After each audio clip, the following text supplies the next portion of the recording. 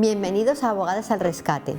En esta ocasión vamos a explicaros qué podemos hacer en el caso de que se incumplan las medidas establecidas en una sentencia o en un convenio regulador en un procedimiento judicial de ruptura, pues un divorcio, una separación judicial, incluso un procedimiento de medidas paternofiliales. Vamos a tener unas medidas que tienen que ver con diferentes cosas que vamos a ir analizando. Y vamos a empezar por explicar qué podemos hacer cuando lo que se incumple es el pago de obligaciones económicas. Pensemos en esa pensión de alimentos para los niños, la pensión compensatoria para el cónyuge o incluso los gastos extraordinarios que la mayor parte de las veces tienen que pagarse por mitad. Cuando se produce un incumplimiento de este tipo, hay diferentes cosas que podemos hacer. Una de ellas es solicitarle al juez que ordene la retención de esas cantidades de la nómina del obligado al pago cuando son cantidades periódicas y además se da la circunstancia de que esta persona que está obligada al pago tiene una nómina, es decir, un salario, por lo tanto vamos a poder ordenar a la empresa que retenga esas cantidades y las ingrese directamente en la cuenta del beneficiario. De esta manera evitaremos futuros incumplimientos. A veces no es suficiente porque ya se han producido impagos. Otra posibilidad que tenemos es a través de una ejecución de la sentencia solicitar la reclamación de las cantidades atrasadas para obtener pues esas cantidades que ya se han ido acumulando como consecuencia de sucesivos impagos.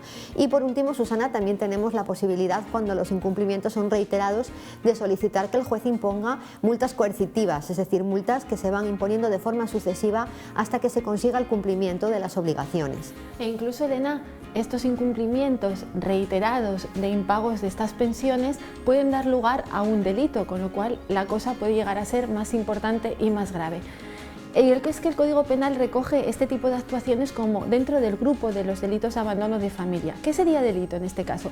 Pues sería el impago de 2 pensiones de 2 mensualidades consecutivas o de 4 no consecutivas.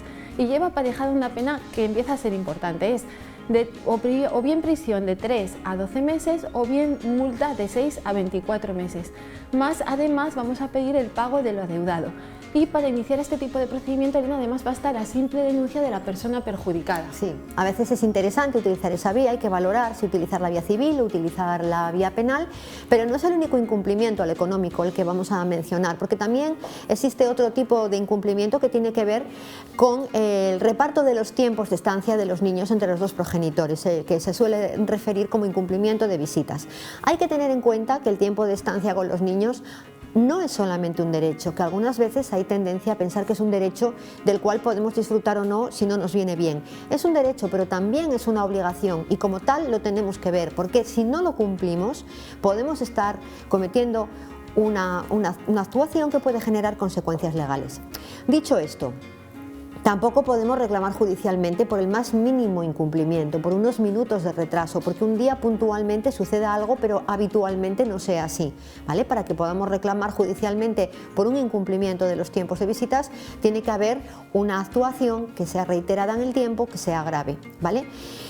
¿Qué tenemos que hacer? Bueno, pues lo que vamos a hacer en primer lugar es reunir las pruebas necesarias. ¿Por qué? Porque tenemos que demostrarle al juez la situación que se está produciendo, así que con premeditación vamos a intentar ir recuperando esas pruebas a través de intercambio de mensajes, correos electrónicos. A veces vamos a poder utilizar también testigos que tienen conocimiento del asunto.